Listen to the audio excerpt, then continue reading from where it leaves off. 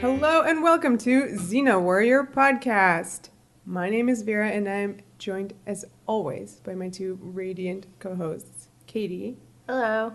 And Livy. Hi. It's pretty normal this week. Yeah, that's good. I feel very complimented. Yeah. You guys are like shining. I have to wear shades. This week we are talking about 218 Blind Faith. It's More of a redhead, really. Oh, it works. And 219 Ulysses. Yep. Those are the episodes. Ooh, exciting. How do you guys generally feel about this crop? Where are we now in the season? Feelings. Yeah. I feel like this is the little dumping ground before the end. Before we get our shit together and go to town. I guess so, but I think this season didn't really Go to town that much, so... Well, I'm thinking about the price up ahead, which for me is kind of like the finale of season 2, even though it's 3 before the end. That's true. So this is a bit of a blah, let's get through some really heterosexual stories. Yeah, it's so that the attack of heterosexuality. Heterosexuality strikes back. Revenge of the heterosexuality. Yeah, it's oh man, I mean, we'll talk about it when we The get to phantom heterosexuality. No. Yeah, I mean, that's more legit. The heterosexuality awakens. Yuck. The last heterosexuality! Technically, yes. So they did it intentionally like this. I guess. Yeah, it's just one last hurrah for that. No, unfortunately, there can be plenty more. No, but that's not what... No. We'll talk about it when we get to Ulysses, but I think I know what you mean, and it's never like this again. Yeah, Ulysses is what the about last. Antony and Cleopatra? I guess, but that's Very hetero. It's not like this. It's kind of a thing. Yeah. Is this more like romantic love? Yes. Yeah. Antony, it's more like lust. Yeah. Yeah. That's it. And Yeah. that's different. I think that the problem with Ulysses is the romantic settling down marriage situation that comes out of nowhere versus Xena and other guys later are presented in a different way than this. And I think this is the last time they do stuff that's very season 1, early season 2. Yeah, I mean, this is straight up Chariots of War, where she man. seems to be tempted to be a wife, which is different from having sex with a man. That's Which like is a whole crazy. lifestyle. Yeah, that was episode 2. She had the dress of heterosexuality and was thinking about putting it on. It's just crazy that this episode has come. This is why it doesn't really fit at all right here, because it's so early Xena where she thinks about these things. Yeah. And we have now ourselves experienced all the changes in her, including a day in the life and all that stuff. And so Right. it's I just mean, we've been what the interpreting fuck? things as Gabrielle and Xena have embarked on a relationship, which is still fairly new. Yeah. Would Xena suddenly be macking on a guy Right? and imagining going to Ithaca to be his wife? I know. This it's is the problem really when crazy. they're doing something but can't really do it. Yeah. And then this is the beginning of, I think, them really going for it with the subtext in A Day in the Life and all that. So I think that this is happening now because we're still in the middle end of season 2 and it's still early holdover of stuff that they would have been doing already. So you're kind of at this point where everything is happening all at once. Everything is happening. Whereas as it goes along, they're much more focused on what they're trying to do as much as they can of. And this is really not the first episode. We are just straight up talking about Ulysses right now. Unless there's something I don't Right. remember. Sorry, we're talking about blind faith. Yeah. First But we're that talking also about has, Xena's dumb accident of blinding herself. Well, I don't think Xena's thinking about going off and marrying Palamon. Thank God. No, that's not about that. Yeah, Blind Faith has some heterosexual stuff in it, but it's not really about Xena and that annoying guy. It's more comments from Gabrielle. It's a Gabrielle and a dead guy. Yeah, well, no. So this episode starts off promising. It's the party music from The Club.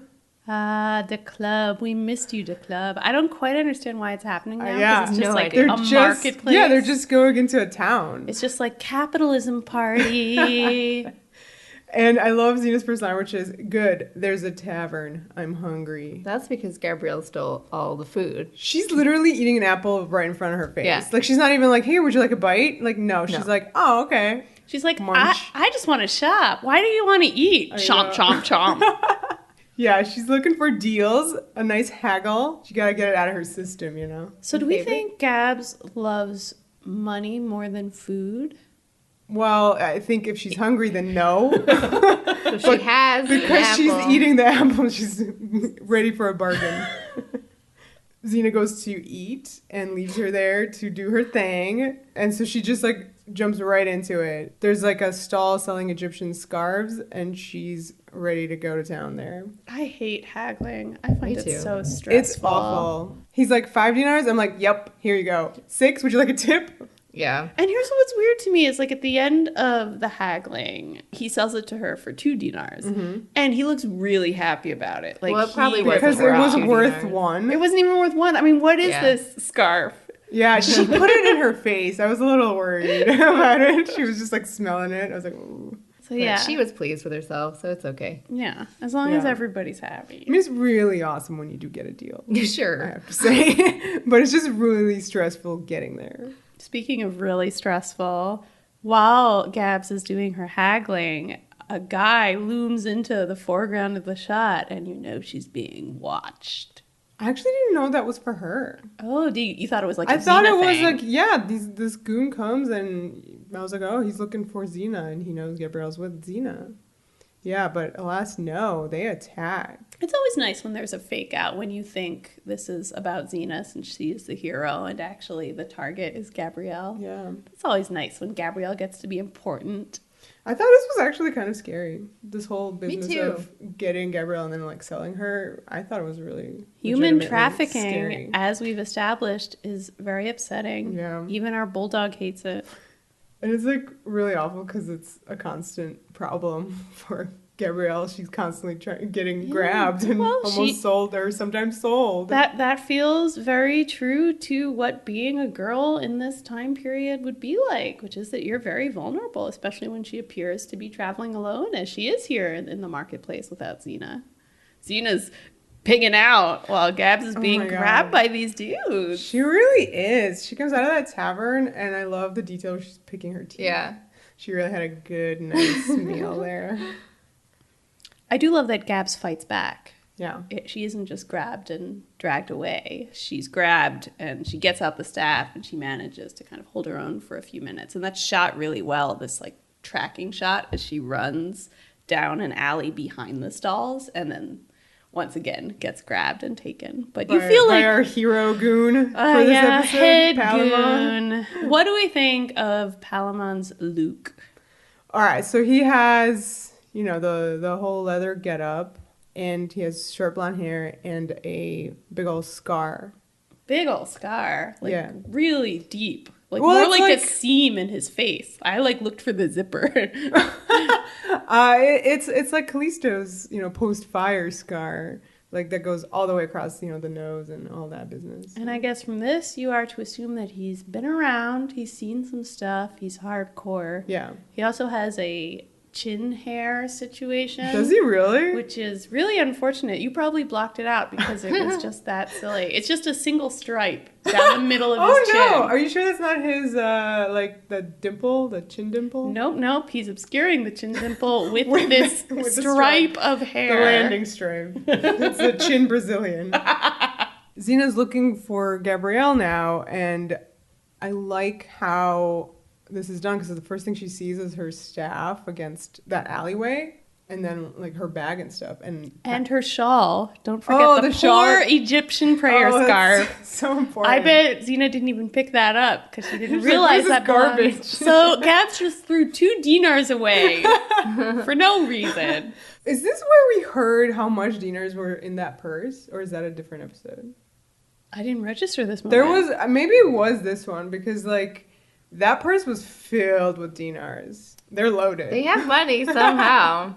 Palamon comes out and he's like, "That's my staff," which I thought was actually really cool. Like that was a scary moment because she's like, "What the fuck? No, it's my friend." Well, it's just like Gabs has been disappeared. You know? Yeah, well, she doesn't know that yet, so he's like, Yeah. "Oh, that irritating blonde that I'm murdered. Yeah, basically. I killed her. And yes. Just like I'm going to kill you. With your own sword, no less, which in the very immediate future will become my sword. Well done. Shout out to Kill Bill. And also it's completely irrelevant to what we're talking Completely about. irrelevant. But it's the same principle of staff is my staff now because the person who owned it previously is dead. Quote That's unquote, sort of master sort and of. apprentice, which is very much Xena and Palamon's relationship, as we're about to see. And Xena looks worried. She does. It was Scary scary. face. It was a scary thing Yep. he said. Mm-hmm. Again, in this world, that literally could happen. She goes off to have a dinner, and Gabrielle could easily just be killed. Mm-hmm. And, like, I love that at this point, let's register that Palamon's threat level, pretty high. Let's say, like, a 9 out of 10. He's got that scar. He seems to have murdered Gabs. He's Yeah. not good. I'm worried. Yeah, they fight. So let's keep track of this. Threat Okay. level 9. Yes. All right. They're fighting, and he's throwing out lines like, I don't have a soft spot for you like Draco did, and I'm not out of control like Callisto. Threat level 8. As soon as you begin to explain how awesome you are and like go to the trouble of like reminding you about some other villains who you really love and being like, but I'm not them, I'm way cooler, instant turn off. I don't see it that way. I think that was interesting. He's immediately a different kind of villain because he's like an obsessed fan. He studied all of the people He is who a have fan. been into Xena, and he's like, well, I'm not going to be like those people. I won't make those mistakes. Yeah, exactly. So he's smart. Like that's, you register intelligence there. I won't have the same sexual chemistry with you that Draco and or Callisto had. Don't worry, Xena. That is legitimate. But it really throws her for a loop because she ends up squirting herself in the face with some liquid. Whoops. That was the weirdest thing maybe she's ever done on this show. I mean, it was an accident. She would never have this accident unless the script said. Now she flirts herself in the face. I feel like it would have worked better if maybe Palamon had like grabbed this oil skin like in a moment of like defending himself, like Yeah. holding it in front of his face, and she stabs Yeah. it then. But the fact that it really did seem like she was just randomly going through this cart, just stabbing at everything. Well, he moves or something, right? I don't know. There must be some kind Yeah. of. Xena does not make these Just mistakes. misses and stabs the oil instead. But Yeah. silver lining, she has like a nice wet bangs situation. Cool. After the accident. Yeah. It looks good for a bit, yeah. Yeah. I thought she squirted herself with wine at first, because it does have the color of wine. It comes from a little skin. But she's like, no, it's oil. And then it's like, uh-oh, is it oil with sumac in it? Dungeon Town. It is! Oh This no. has happened to her already. It's the same guy who sold Gabrielle Yes. the scarf. He got all the Egyptian goods. So probably her scarf was dyed with sumac. Yeah, with that. So she was like, yeah, it's fine, I guess, that she was like smelling it all over her Yeah, face. so he's like, Once yeah, it's- rub that in your eyes. Just get it really in there. So now Palamon is bragging about knowing where Gabrielle is. So, of course, Xena just puts the pinch on him to find out. And this does not turn out the way you think it's going to turn out. Nope. Yeah, this was really baller. Threat level 9. Back up to 9.5, dude. 9.5. All right. 9.5. All right. I'll This go was with you on baller. this. Yeah. All right, so again, as the guy who has studied Xena big time, like he would know that this is her go-to. So I love that there was an audience too, like the marketplace people who just witnessed this whole fight are like, okay, what's happening? And so she put the pinch on him and she's like, okay, where's Gabrielle? And he doesn't say shit. And she's like, okay, you maybe don't know that you have 30 seconds to live. And he doesn't say shit again. And of course she has to take it off. And then he's like really just pompous, annoying, like, ha ha, I called your bluff. Look, everyone, I'm the man who called your bluff. Threat So level irritating. 8, 7. You're too high. He's so irritated. I mean, I feel like he did just do low. this really baller thing. Yeah, but because she would like, never fully go through with it because she needs his information. Yeah. And word to the wise, if you do something amazing, don't immediately turn around and be like, did you see that, guys? I did something awesome. Right. This did remind me of the goon in Day in the Life who had the pinch put on him and already knew the spiel. So I love that he was a schmo, but we're beginning to get to this new place in the show where, you know, everybody knows the rules and you can begin to like subvert them in all these fun ways. So here's another subversion. Yeah, he knows all the rules and is being really arrogant about it. The official guide to Xena season 1 and 2 describes the plot of this one as borrowing from Western tropes. Okay. He's the young gunslinger upstart who's come to kill the fastest gun in the West. And, you know, he knows all the tricks and things, but is obviously going to fail at it. Threat level 6. Yeah. I like that. I like that a lot, I think. I like the idea of it, but as we go along, I'll point out some issues I have with the actual execution here. Yeah, I mean, I completely agree that the idea of this type of character right now is totally awesome, and I dig it. I definitely don't think that this is, like, the execution is not quite there. It could be a really interesting counterpoint to Gabrielle, because she, too, is... Well, the counterpoint to Gabrielle is Shuri Appleby. That's true. Well, she's another counterpoint to Gabrielle. I think we have a few, but the idea that you could have almost a male Gabrielle, this younger warrior who wants to learn from Xena and idolizes her. But it's very different when a man does it. With a man, it becomes this competition. With Gabrielle, it's much more of just, I want to learn. This is coming from the number one line, which is, I am the man who killed Xena. So you have to be a man to do that. Which was a big thing in season 1. There were a few different random goons, for the most part, who kept saying that. It's clearly something you brag about in taverns. Yeah, absolutely. Yeah. Well, as we already sort of mentioned, I feel like both these episodes are kind of season 1. Yeah, this is a return in some ways. Even the use of the Western tropes. I mean, plenty of later seasons do that, but I feel this particular usage feels a bit fistful of dinars, season 1. Yeah. Sure. He says, admit it, I'm a very formidable foe. Except I think he says formidable. I can't even mispronounce it the way they were mispronouncing it. But anyway, when your villain says that, threat level 5. Like, stop bragging. She ties him up and has to take him with her now because he has not revealed what happened to Gabrielle. No, and she's going to hurt him if something happens to Gabrielle. Oh, yeah. He does finally admit that he sold her, which is scary. Mm-hmm. And his line was that he sold her to people who were looking for, quote, that type of girl, which is extra scary. Yeah. I mean, it becomes less scary once you actually see those people. Yeah. But it's true. When you just like, hear the brief, you're like, ew. Ooh.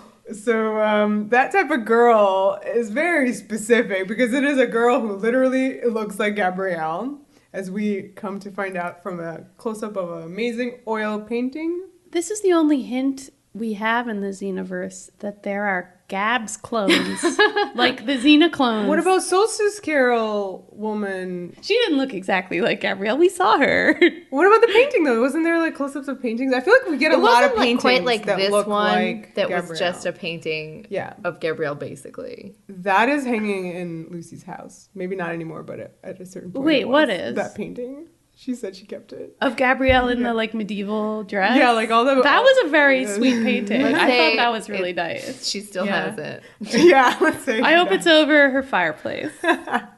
I'd put it. Or maybe over the bidet. From beneath you devours. What just happened? I refer to this room in my notes as the monument to Gabrielle fan art.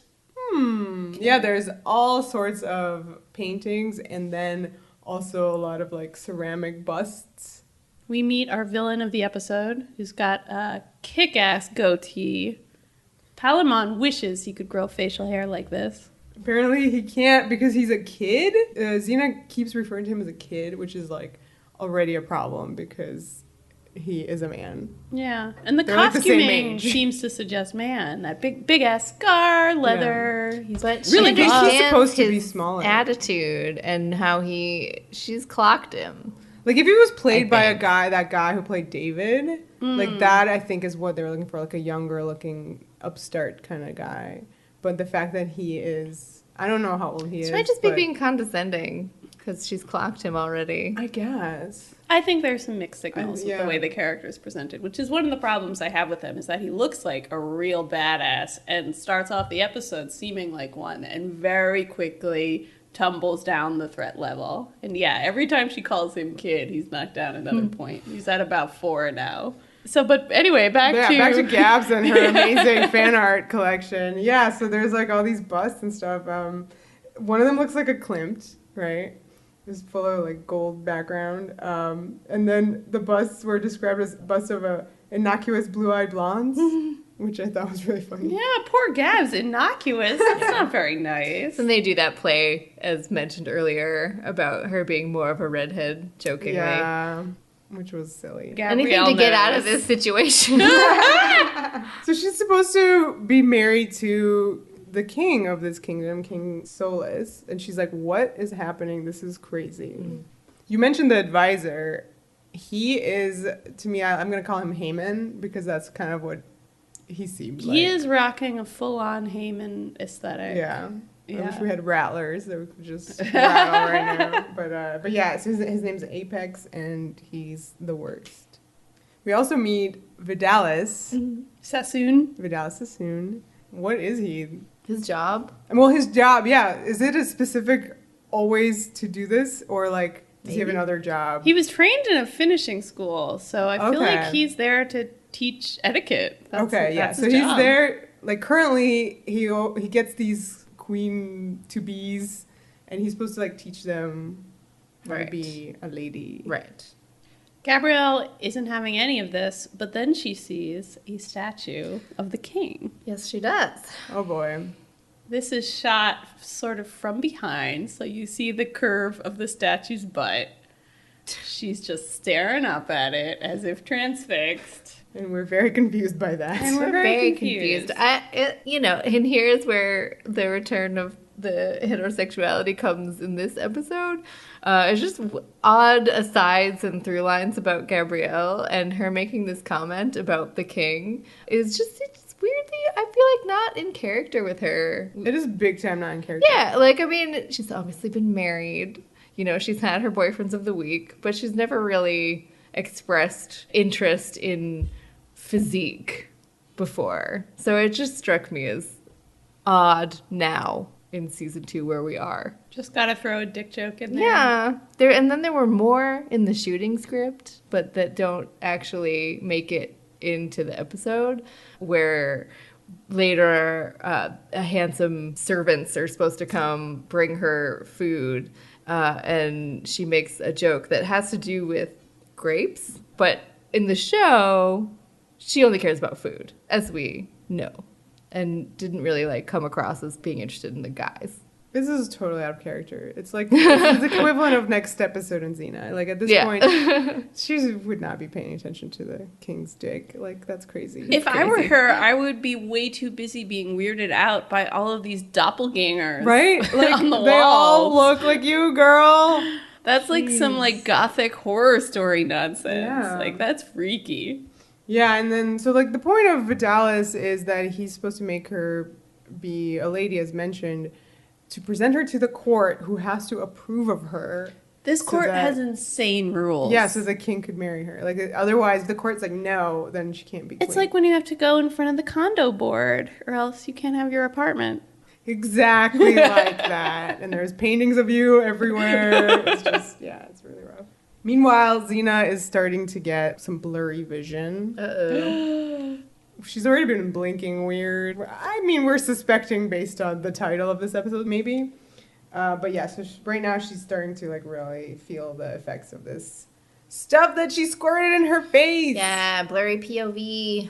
But she's so good at fronting during this fight scene that you really can't tell. Not until the end when she has lost her sword. Yeah. You realize that she's just been, I guess, working off her hearing and just muscle memory, because we know she's really hardcore, and yeah, she could do it. Yeah. All those Malila skills, I mean, they come Right. in handy. She had Palamon tied up on a cross almost, like with the board. Yeah, I have in my notes, is this a Caesar reference?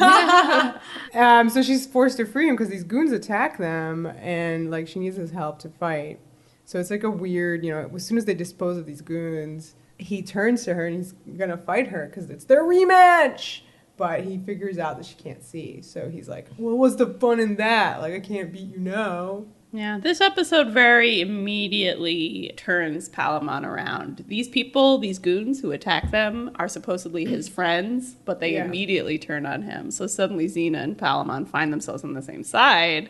And then when Palamon sees that Xena is hobbled, rather than killing her anyway, as a lot of goons probably would do, he says no. So you're immediately like, oh, this guy has some virtue. He's playing by the rules. Xena handcuffs Palamon to herself and hides the key in her boobs. So this is a very fertile trope. I feel like a lot of TV and movies play the old we're handcuffed together card. Lost is a fun example of that trope. If only The this best. was... TV tropes calls this one chained heat. Oh, Because it often does lead to sexual attraction. Not here. Not here, But yeah, for really sure, not here. No. I do have a question in my notes. Like, are we supposed to ship them? Are we supposed to feel like this is two people who are slowly connecting over time? That and, like, never came across. softening? If you're doing it like how fandom does it, which is that any two people in a shot could be shipped, then sure, go ahead. Like, if this is your thing, you can ship them for this one episode. But in the script or in the performances, there was never any kind of like real sexual attraction. It was more like mentor mentee kind of almost. Yeah. You know, She seems to just, like, the power differential is so not even. Yeah. Like, she always treats him like he's kind of not worthy of her. And that's because he's not. Threat level, like, 2 at this point. yeah, I don't even know if it should be 2 I don't because think he's a threat at all. Yeah. he's anymore. not a threat anymore. But she, he's not cooperating at this point. She needs to handcuff him to her in order to keep him around. So. Yeah. There's a really sweet moment where they're walking, and of course he's yammering on, and she keeps going straight, but he has to like tug her because that's the wrong way, and it's sad because she cannot see. Yeah. Meanwhile, Gabs has rigged up some bed sheets, and she's trying to go out the window of the old castle. Vidalis comes in and really just ridicules the shit out of her. He calls her husky, unladylike. He talks about her backwoods dialect, which is so This is funny. amazing. Everybody talks Yeah. ridiculous. She's already been referred to as little peasant trash. Yeah. She has dishwasher hands, and he's just like, oh, if only we could cover up this peasant muscle, meaning the abs. How dare he? How dare he? Which is so funny because we've never seen her do any peasant work in her life. She just gets those abs magically from walking around behind a horse. So this was straight up, technically from Pygmalion, but I like to say this is the big miscongeniality scene. I would have said My Fair Lady. Right. Which is Pygmalion. Which is Pygmalion, Yes. but I don't know Pygmalion. But really, Vidalis is Michael Caine. Come on, guys. He's like... He's Henry Higgins. He's like, I haven't seen a walk like that since Jurassic Park. Oh, that's a good line. He does make fun of her walk. And Ooh, that's brutal. Vidalis had some really great singers for her. What was that one about the wagon driver? Hand Like, gestures of yeah, a wagon yeah. driver. I just think I loved all of it because it was just perfect for Vidalis is world. a delightful character. Yeah. He's immediately really, really fun. And Yeah. I think way more memorable than Palamon. For sure. But alas, neither one comes back. So according to the world of Xena, neither one is memorable. But they're apparently traveling together. We'll get to it. Oh, yeah, you're right. It takes until now for Xena to actually admit, or not admit, but like explain what's going on with her. Right. We get the old 24-hour deadline chestnut where Yeah. if they don't treat her eyes within 24 hours, she'll be blind forever. But within the 24-hour window, if we get the senna and the oil palm in oil. her eyes, we'll be good. Yeah, and any market in Athens sells that shit. Yeah, gotta go all the way to Athens, though. But rather than go there, she's heading to this castle to save Gabrielle. Yes, because she has to save her friend. she is choosing Gabrielle over her vision. And Palamon says, that must be some friend. She sure is. I mean, she's no Ulysses, but whatever. Oh, Jesus Christ. Help. So then Xena, with her miraculously elevated senses, which is always a thing with blindness, that suddenly you can smell and hear really, really well. So she had those skills. That's true. A lot of the stuff she was doing here was like stuff she was teaching Gabrielle in the finale of the show. Super smelling. Super smelling. You can smell Yes. 100 meters away. There was always a risk with something like this that they could either play her being blind for laughs, or they go really too far in that direction of, oh, now I have super hearing. She's Daredevil. None of it quite came across that way. A lot of it came across as stuff that she already knew how to do, but was just leaning on that more than usual. I think that her performance, being blind and doing the, unfocus eyes thing is good. I agree. It's persuasive. Yeah, and she doesn't ever try and do anything over the top with it, or I think they did a good job with that. Yeah. All that stuff. Mm-hmm. Good. Very good. And I totally agree with you that I think where this episode is really successful is seeing how resourceful Xena is when her vision is taken away. Mm-hmm. And that feels very true to the character. And also having Palamon reacting to it and being really impressed. You would think that having Xena blind with this guy, he'd have to do stuff for her, and he'd be the one impressing her. Like, look, I can help you. Right. But actually what it is she can, help herself despite this disability. And he's like, wow, this is really cool. I want to learn this stuff. So anyway, Xena, with her powerful nose, smells some horse shit. And so do we. It's standing right next to her. His name is Palamon. I actually really love the scene where he's going on about how much he fanboys Warlord Xena. Right. And he's going on about it. And she, in the background, is really legitimately getting pissed. She doesn't want to hear it. She's like, it's bad memories for me. Stop talking about it. I thought that was really interesting. Mm-hmm. Yeah. All right. Well, now we're on to some comedy, which is Gabrielle being presented to the court. And she cannot walk at all on, they're not even high heels. They are wedges. Just wedges. She cannot even walk on them. High wedges. I think this is, again, kind of influenced by China. We've had some previous kind of opulent costuming is Oriental. So here again, we have these Mandarin collars and tassels and those wedges of Gabrielle's. And boobs. Those were just in style in the 90s, those wedges. That may also be true. The boobs, yeah, we should just, the main thing is the boobs. Mm-hmm. Yeah. Boobs out, tassels on. That hairdo is so extra. Yeah. It's it's two little loops on her head. She's wearing a butt of hair. Butt of and then they strung tassels from the butt. Not two boobs of hair? Okay. No. Well, she's really awful at just being in this court. It's so good to see you. Oh my god, yeah. Voice. Yeah. I have a note that's just needs more My Fair Ladying help. She falls on everyone, and it's funny. And then the camera sort of pans over to behind the curtain, to the right. And it's literally Apex and a guy, and they're designing a sarcophagus with her face on it. There, Right there. Yeah. I do love the decision, and this again I think is a costuming decision, that she doesn't look good.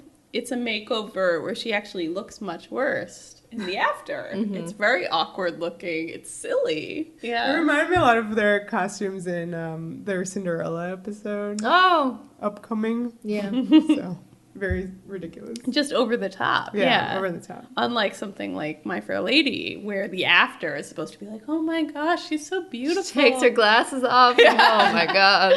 Gabrielle made over, you're just no, where are the abs? What have you done? Yeah, and unlike Miss Congeniality, where she also cannot walk, they just comb out Sandra Bullock's hair. Xena falls off a cliff. That was sad. Yeah.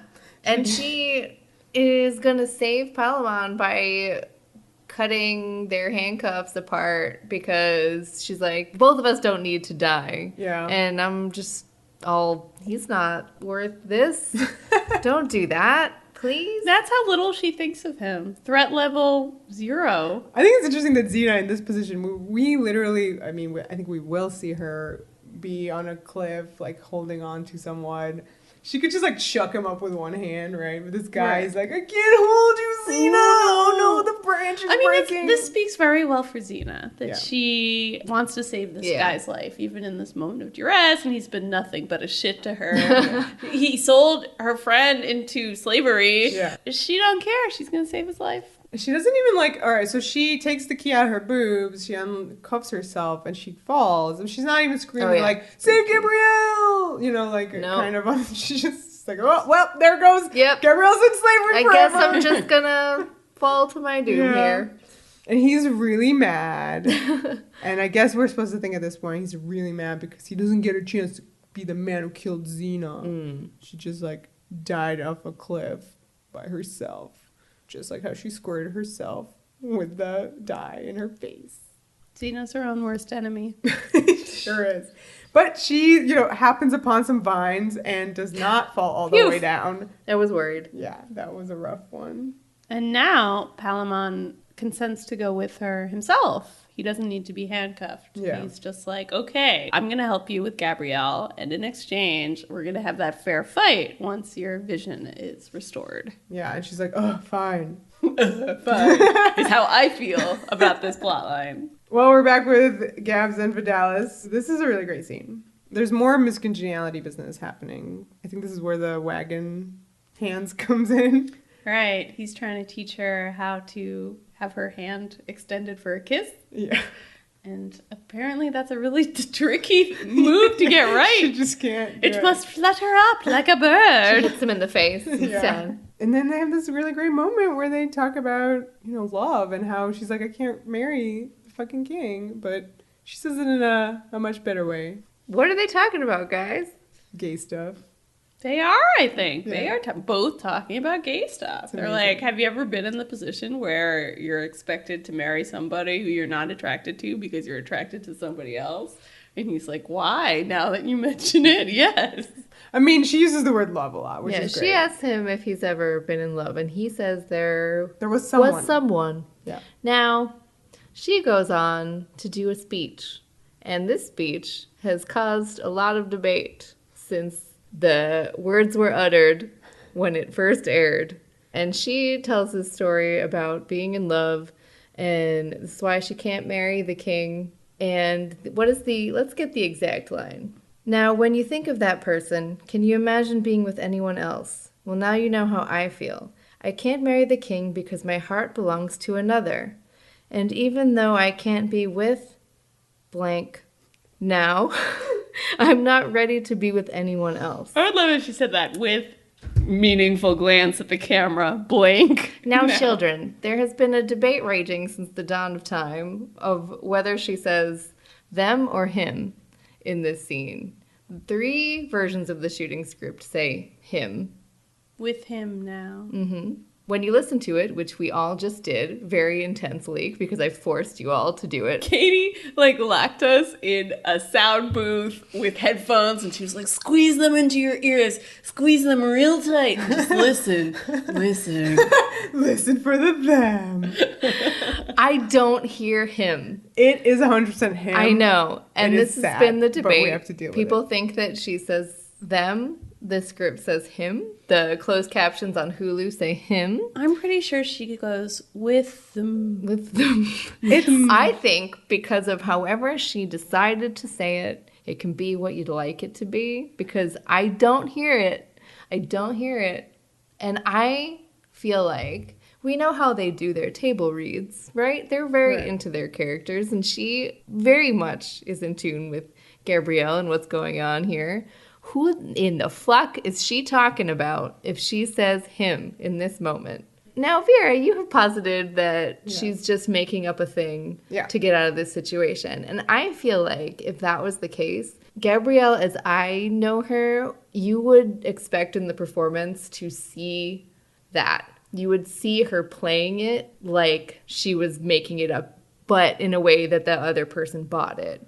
She's so earnest here that I don't like him being even in the script. What are they thinking?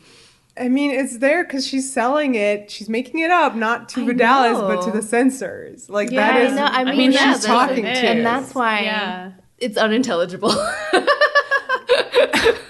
I mean, yeah, like we could be like Renee just really swallowed that word real fast, so that because I mean, with right when you say with and then the next You word have is him, it's a silent H becomes a silent H, so it's like with him, With like, him. with him, like so. Hence, you can see the them in there.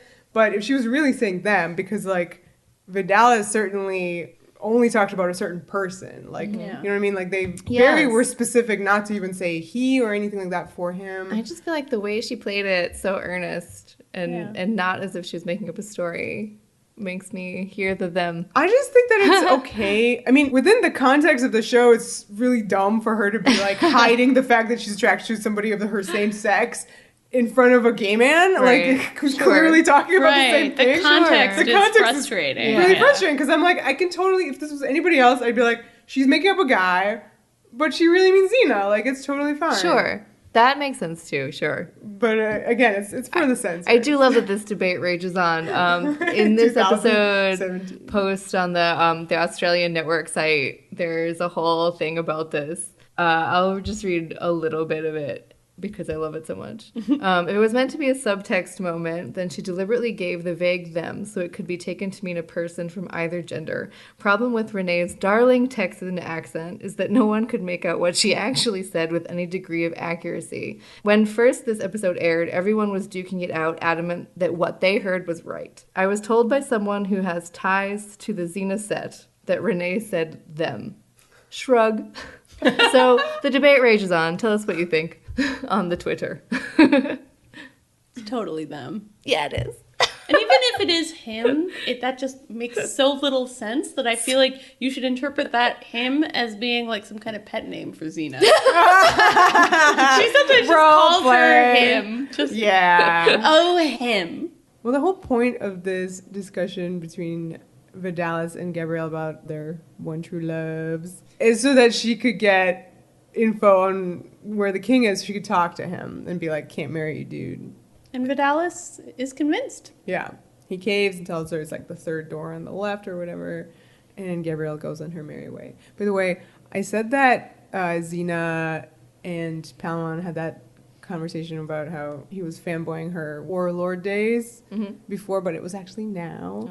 He kind of does it several times. He does it a lot. But this is the one where she's like, and I thought I was the blind one. Her line. Her big ol' line. Anyway, so Gabrielle goes to see the king, and it's a funny scene. Yes. He's very dead. The king is dead. He's deader than shit. They are about to weekend at Bernie's this king. It's weird. Yeah, she's like talking to him, and his hand falls out. I enjoyed that they lampshaded the fact that every boyfriend Gabrielle has tends to die. Yes. You're calling this king her boyfriend? Well, she says all the men I get serious about seem to wind up dead, which is funny because this guy is already dead. Okay. So that's fine. She could be serious with him. Question mark. Apparently he died because of an unfortunate accident at the royal baths. He was 100% drowned by Apex. Yeah, I guess so. That's what happened. He didn't slip in the shower. No. And the reason that Apex drowned him is because of this completely insane constitution that this kingdom has. I don't even know where to start with this. This is worse than Burger King's. This is worse than Burger King's. Like, if one kingdom marries someone from another kingdom, you have to follow our constitution because here we have... If king dies and he's not married, his cousin in some other kingdom inherits the throne. But if the king happens to be married, not with children, like just married. That's never even mentioned, like actual lineage questions where I could understand there being some kind of like provision for this. But no, if he's married, then power reverts to the kingdom's ministry for zero reason. That's just how it is. Because if he dies and he's married, then the wife also has to die. Right. And then the minister is in charge instead of this cousin. Or the wife. Or anyone. Yes. Yeah. So unfortunately now Gabs has to die. Uh-oh. I'm concerned. So then Palamon and Xena reach the castle and they climb the castle walls.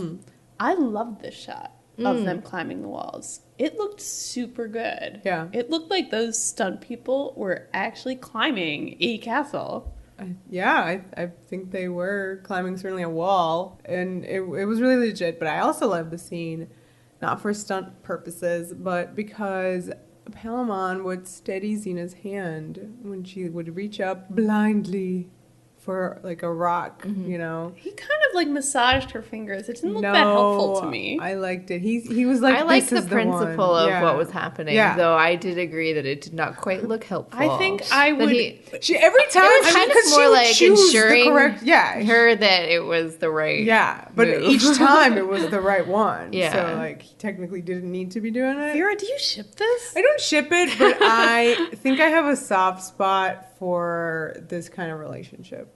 Like, I totally get this type of character, whether it's like the gunslinger who's like the upstart who's like, I'm totally better than you, but really hasn't really ever shot anyone. Or in American Beauty, Mina Savari's character who's like, I'm a big old slut, but then it turns out she's a big old virgin. Yeah, It's I like, agree. There's something pleasurable about seeing the facade come down. Yeah. But in this guy's case, he has the leather, he has the scar across his face. Like, how did he get that scar? He looks so battle-hardened. And then here in this scene, you have the revelation that he has never killed anyone. Mm-hmm. So it's kind of just brain-busting for me that this guy, who has never killed anyone, looks around and says, you know what I'm going to do? I'm going to go kill Xena, who's the most awesome warrior around. Is this guy suicidal? Like, what is he thinking? What is this character when you break it down? I get the young gunslinger who wants to be awesome. But now that I realize that this guy is basically a battle virgin and this is his plan for losing his virginity, it seems absurd and insane. He's basically a legitimate version of Joxer. Joxer went to kill Callisto. Like, right. That's, you know, he's the not funny, bumbling comic relief version of that same character. But is that a character to do this straight? Like, as not comic relief? To me, I like it just it. seems... I like it more. Like, because he doesn't rattle, yeah. okay? I have so many questions about this guy now. Like, why is he doing this? Thankfully, we don't know and we'll never know. He's doing this to be talked out of it. That's the only reason. Okay. he knows Xena would never Threat really, level, like, -6 at this point. Yeah. I mean, he has an intelligence about him. He is trying to get friends this way because of how he has no friends. Yeah. Right. Oh, that was I did have a best question one. about peer pressure, that maybe he sees everybody boasting and says, well, I gotta be able to tell that story in a tavern. That's literally, again, Joxer. Yeah. He comes from a family of warlords, and he does not have those skills. And this guy appears to have them, but apparently doesn't. I feel like they just took it too far. Like, he should have just been, kind of garden variety warlord trying to distinguish himself and came around to Xena. Like, why did he actually have to be a, lily white virgin? I feel like this is just ridiculous at this point. Like, how did this guy get into this situation? Fights, it's not like he doesn't, but he just never kills anyone. He's never killed anyone. But he decided he wants to kill Xena. Yeah. Just 'cause. I fully believe this character. He's fine with selling young women into slavery. Yeah. My problem is the casting. Like, I think if he was a younger looking man who's closer to being like a boy almost. I mean, not like a small boy, but, like an 18-year-old or something, 20 tops. Again, I don't know how old he actually is. He could be very small but look hella old. Who knows? But, like, this guy was a man, beefy man, and if he was smaller, I would believe this character a lot more, and I would way more be into it. Kind of like Leonardo DiCaprio in The Quick and the Dead. I see that. You know what I mean? Like, he pays the price for his hubris. This guy doesn't. Yeah. I do feel it's important to say that I really like this actor. He's delightful. And well, they sure do. He's, I think, way better cast in his next role on Xena than he is here. I think he really doesn't fit here. Maybe they looked at him and his sort of, like, braggart beefcake thing and said, like, you have to play a Roman. But here, it just, I don't know, it doesn't quite compute for me. I don't get this guy. There's too many mixed signals. There are a lot of mixed signals, I give you that. Well, they get into the castle. That's where we find out he has no friends because they're waiting. Right, and Xena catches the chakram on with only her hearing. That was badass. And right in front of Palamon's face, because of course. That was, yeah, and we just saw this, well, with the arrows in front of Meleager. And I think we saw her catching the chakram in front of Autolycus's face. Am I wrong? Yeah, well, he caught it. Oh, he caught it himself, body. but yeah, that was her. Yeah. There are just so many times where she catches the chakram and she's not looking at it. Yeah, I know. So you kind of know that she can do it. You And know also what I mean? because it's just sort of so casually catches it. It's all like the an time. intelligent weapon. Like, it's going to find her hand. Yeah. It catches her, not the other way around. Yeah. The most important thing that comes out of this conversation in the castle and whatnot is that he keeps bragging about how he killed this guy, Cricus of Pyla, and it turns out that he did not kill him, and Xena knows for facts, and he's like, how do you know? She's like, 'cause I did. Once again, Xena did it first. Wow, yeah, we're on a streak of episodes in which Xena's the one who did the murdering.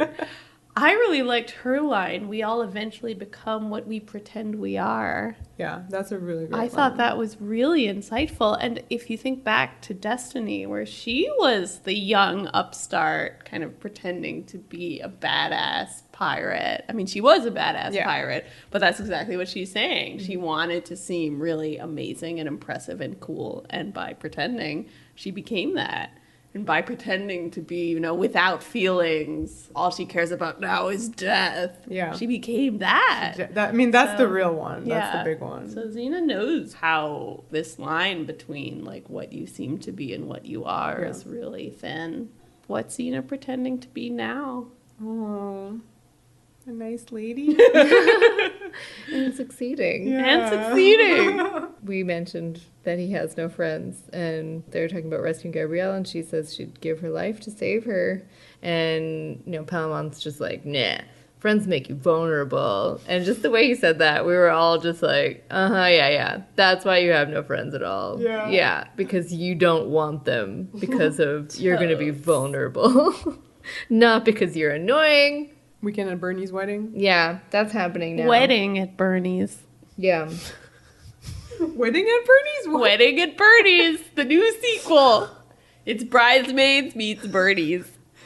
There's a really great moment where a bunch of wine is spilled on Gabs' boobs. Straight on the boobs, and she's like, hey. But the rest of us are like, it's fine. It's fine. Don't worry. Let it happen.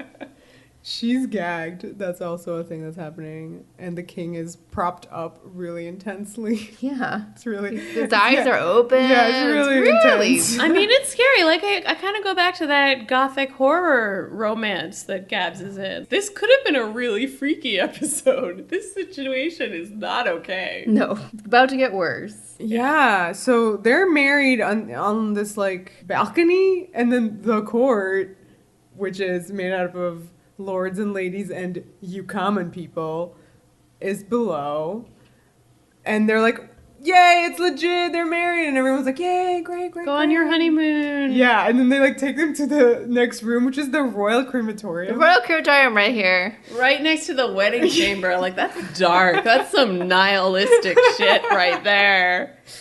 And they just plop her right into that sarcophagus. And Gonna get burned. on her way she goes. They don't just shove her right in. They slowly have to put her on a, conveyor belt. What's going on with this very, very slow conveyor belt into a giant, like, roaring face which houses their furnace? I'm just like, why did you build this? It's elaborate. King Solus was an artsman. This is terrifying. He loves a good craft.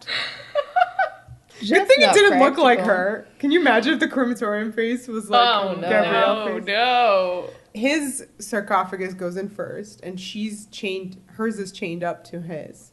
So it's okay that his goes in, because he's already dead. Yeah. It's fine. But she's getting closer and closer. And they have these great shots of coffin POV of the furnace mouth getting closer and closer, which were really effective. I liked how jerky it was, like literally like it jerks. This is old school tension. Like, this is like silent movie tension, you know, it's just inching closer to the fire, cutting back to fighting. Each time it's worse and worse. Like, you see her little feet are like on fire. Oh my god, yeah. Well, first the smoke and then, the little feet. Oh my god. Yeah, it's not even that she's going to be burned, it's that she's really getting overcome with smoke. And that's when it actually does start to get really scary. Yeah. In the sense that I'm not worried at all, but it's still very scary. But I think you always have the question in a situation like this where you're like, how far can they go? Right. Like, we know it's going to be okay, but are we talking like slightly singed or like second degree burns? What's going to happen? Yeah. Meanwhile, we have Xena and Palamon who liberate Vidalis. Yeah. Who compliments her leather ensemble, which I think he compliments his leather ensemble. Oh, I did not realize that. I mean, I could be wrong, but I mean, they're both wearing leather. So. Ah, so the Vidalis Palamon ship starts right away. I could be very wrong. Because he goes leather, huh? I don't know. They're both wearing it. I feel like leather is not a bold choice on a man. Okay, then it's about Xena, which is great. Apex runs into Vidalis, and I love how he's like, out of my way, fish cake. Which is... Is it like fruitcake? Yeah. Is that what they're They ADR'd that. Well done show for ADRing that. Yes. That's like in Mean Girls when they couldn't say butter your muffin or whatever. Or is that what they actually said? I don't know if it was that they couldn't say it, but they decided that they shouldn't say it and changed it. I like fish cake. Yeah. So good job. Once again, there. Rob strikes again with the fish. Right. Yes. Put that fish in there. That was the change. And also fish cakes have been a thing on Xena, whereas fruit cakes, I don't know. Did they have it in Solstice? No.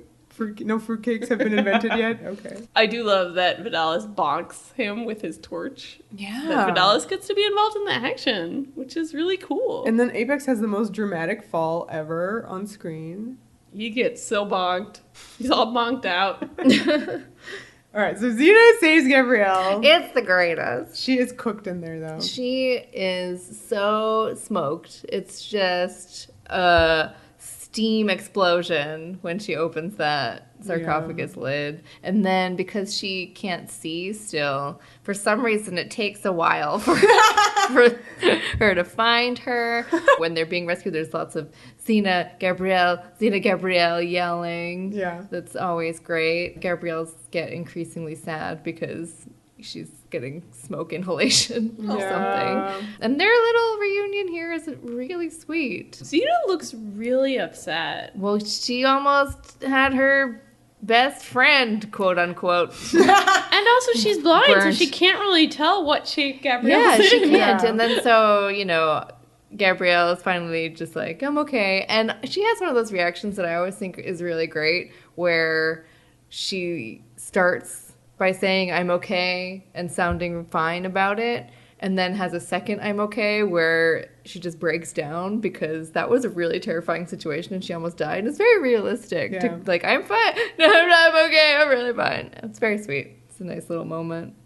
And it's nice that then Gabrielle realizes that Xena's hurt too. Mm-hmm. Yeah. Yeah. That the hurt comfort goes both ways. Goes both ways. In this episode. But she would judge her once she realized that she just stabbed an oil skin and did it to herself. How could you make such a silly mistake, Xena? But don't worry, because Vidalis has the Egyptian senna growing in his garden, because it makes a great face cream. Yeah, you can't do it without that senna. And So then we have another the good sexy sponging of the eyes. Sexy sponging. Sexy eye So sponging. for an episode that had a very odd through line of Gabrielle being really interested in statues of dudes for some reason, you still have this great stuff. We see Xena's point of view as her vision comes back, and it's a really blurry shot of Gabrielle that suddenly snaps into focus, and Xena's line is, "Now that's a sight for sore eyes." Should we allow that? I don't know. Allowed. We know she's fine because she can do lines. Yeah, Again. yeah, exactly. She's feeling much better. So now we kind of wrap things up with everybody's character arcs. We have Palamon being like, yeah, I'm good now. I'm a good guy. Don't you worry. Super good now. You make it sound sarcastic as if he's going to go true, murder I do. someone. Which He was like, oh, you know what, Xena, I learned something. I'm going to pretend to be good. Yeah. And Vidal's like, cool, I'm there.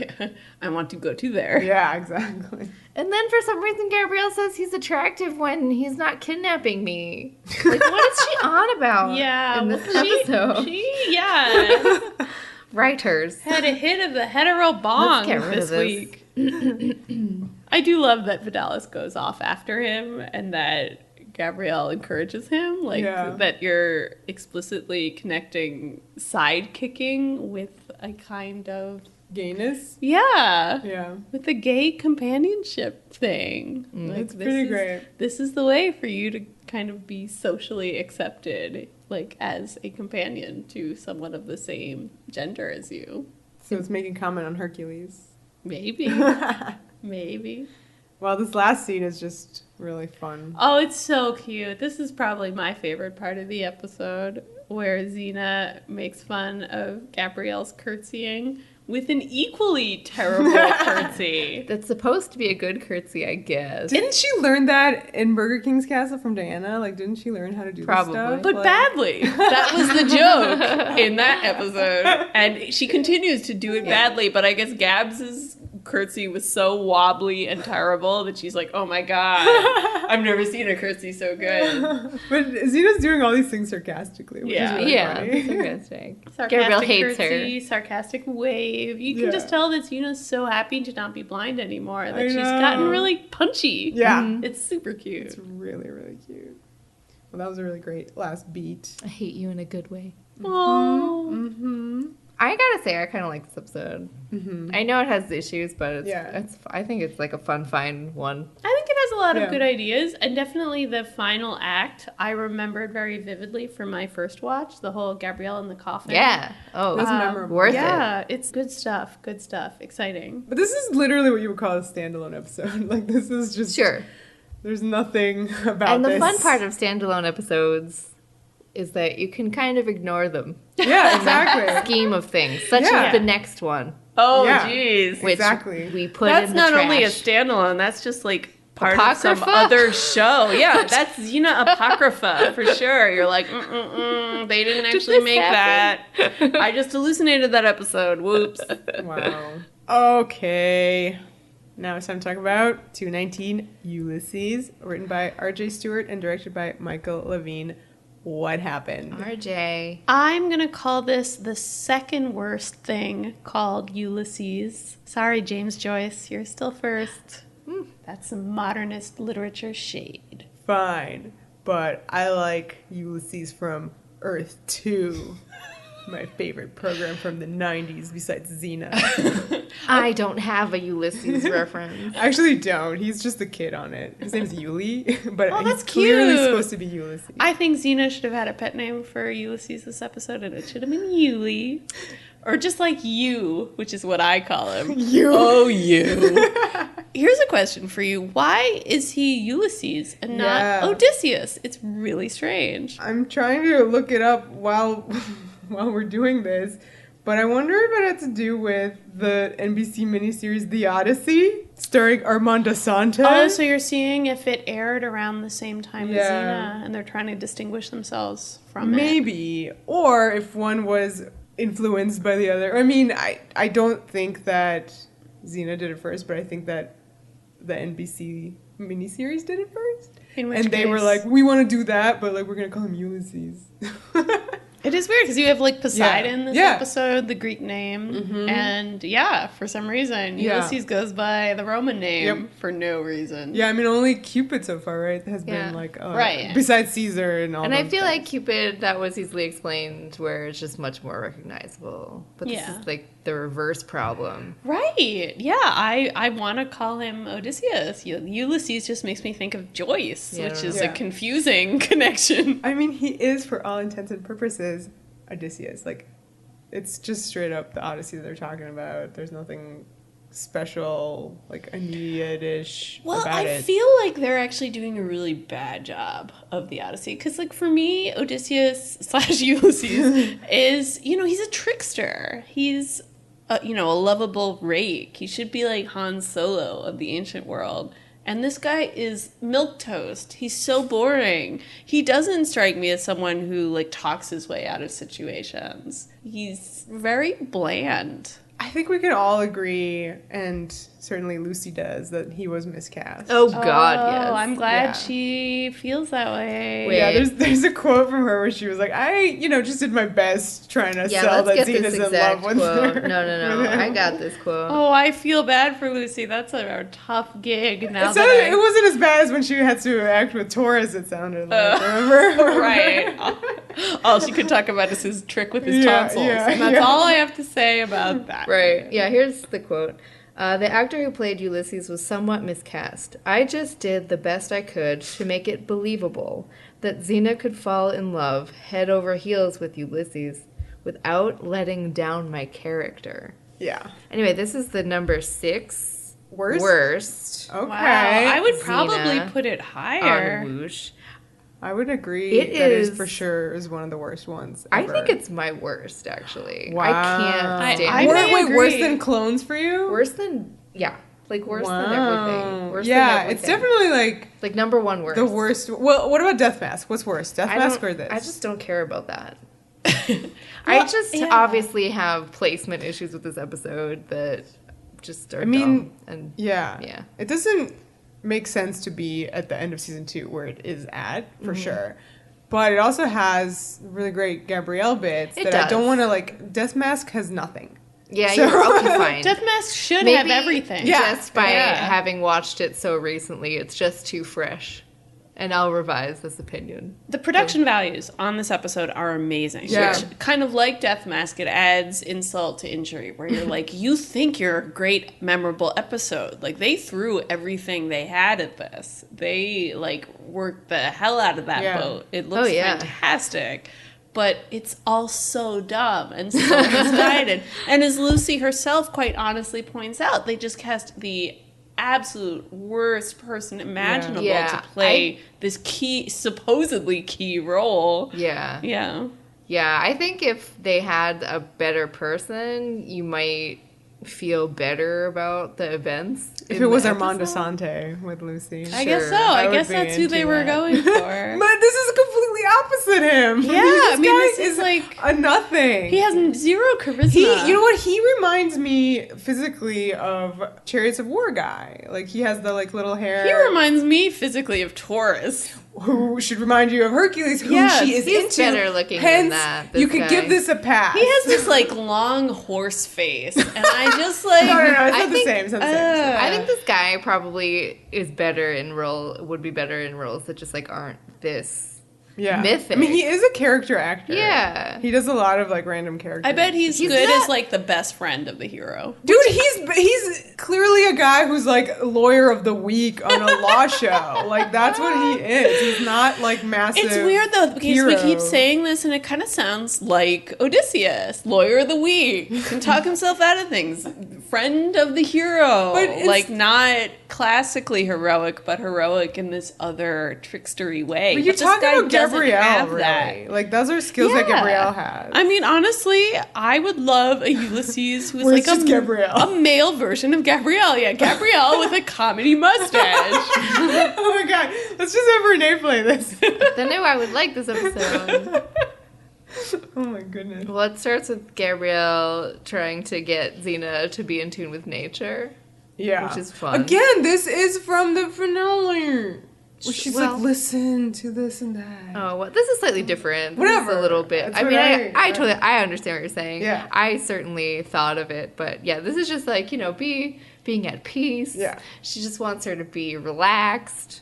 I and- liked that this connects Xena with the ocean, which, Oh, as you right. remember from Her- Destiny, it's her element. her element. So I love that actually when Xena is confronted by that idea, she's so like dismissive. She's like, the sea, because Yeah. Xena hates herself. But I love that the thing that we talked about in A Day in the Life where they're looking at the constellations, like literally Gabrielle says, you're so practical, like when you hear the noises. It's nothing like romantic comes into her head. It's like literal seagulls. They're annoying, you know, like stuff like that. Ocean, dangerous. Yeah. It's like really in character. Yeah, but I do love Gabrielle in this scene. She's just so frustrated with Xena and just gets so angry in that line delivery where she's like, I just want you to have a sense of peace, all right? Yeah. It was really great. Xena draws her sword because she hears the sounds of battle. Which gets her very happy. Her juices just start flowing. She wakes up and smells the blood. Yeah. And they come upon the beach and it's like 3 guys fighting 1 douche. It seems that Xena knows him. Right. A highlight of this episode is just the shot of them running onto the beach. Yes! It's a beautiful shot of their legs, and then it like goes upwards, and they're big ass crane shot. I mean, we already Beautiful. mentioned that this episode, for how shitty it is technically, is just so beautiful. It's crazy. They do crane shots on the boat. Like, it's nuts. Yeah, it's just a bummer that for this show and the time period that they have this huge story that many people are familiar with, and they just don't do any justice to it. You know, you'd think they would do even more stuff like this, but they don't. Whenever we have a big mythological figure on Xena, I tend to wonder if this was a negotiation with Hercules, because I feel like this was very much Hercules' domain. Good call. I don't know, because Xena has dealt with the Trojan War, and Right. this is from there. So. But at the same time, you know, I feel like they got kind of the bargain basement selection of great things from the Odyssey. Like, they don't get Circe and the pigs. I presume that's on Hercules because of the episode Porcules, which I've never seen, but I just assume Circe's the villain there. That's a really confusing statement for right now in our modern day world, because I'm just mentioning Cersei Lannister and some pigs. Cersei Lannister wishes she could turn men into pigs. I was gonna say, well, they are all pigs to her anyway already. I was gonna say that, like, are you saying that Hercules got Odysseus and Xena had to have Ulysses? Maybe.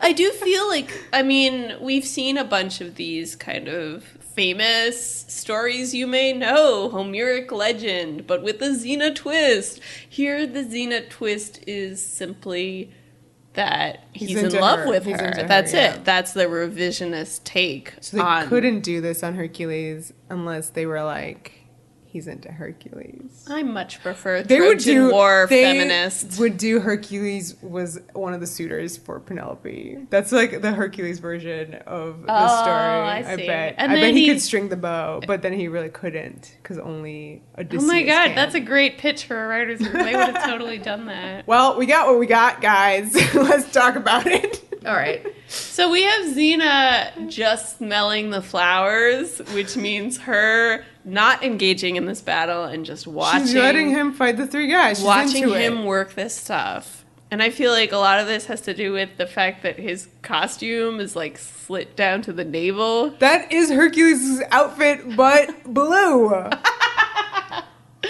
So she's just really into men who dress this way. Maybe. Apparently. It's not like he has much to show off. No, this guy's miscast. Yeah.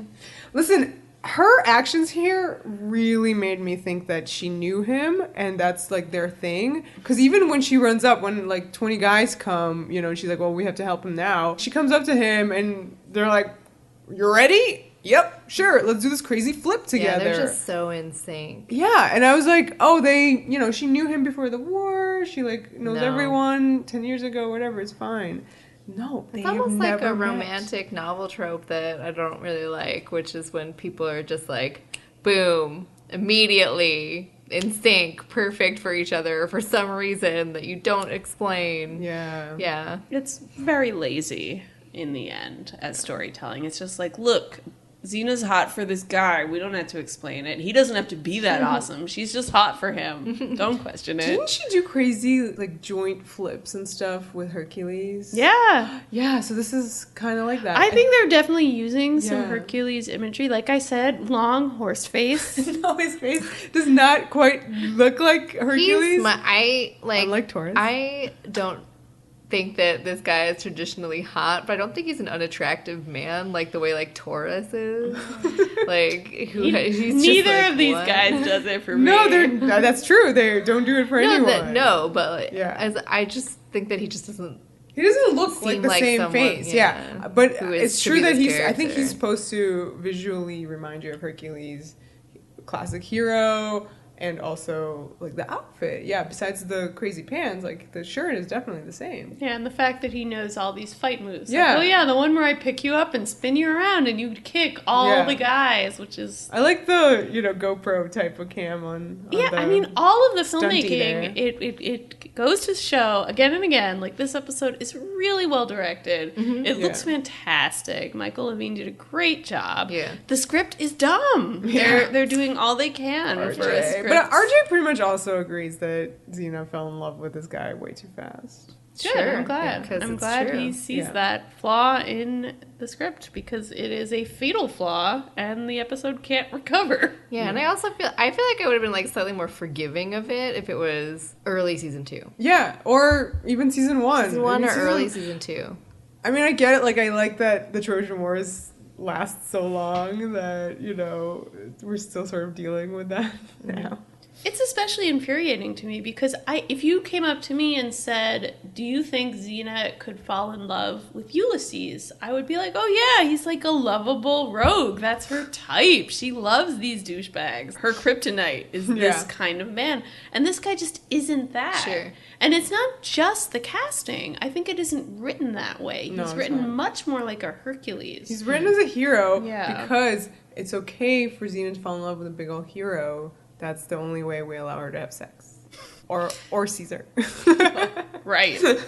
I mean, I think in season 2, we're doing the work of moving her more into Yeah. the place where she has sex with Caesar. The actual man Not that with she is actually Hercules. attracted to. Hercules, as we discussed on the podcast, was her trying to be like, maybe I can be a better person, Yeah. and that means sleeping with nicer men. So I'm not really sure what they're trying to get across with Ulysses. I don't know. We'll talk about it. Yeah. To me, even though he's presented as a nice man here at the beginning, he makes some choices that make him seem like not that nice of a man.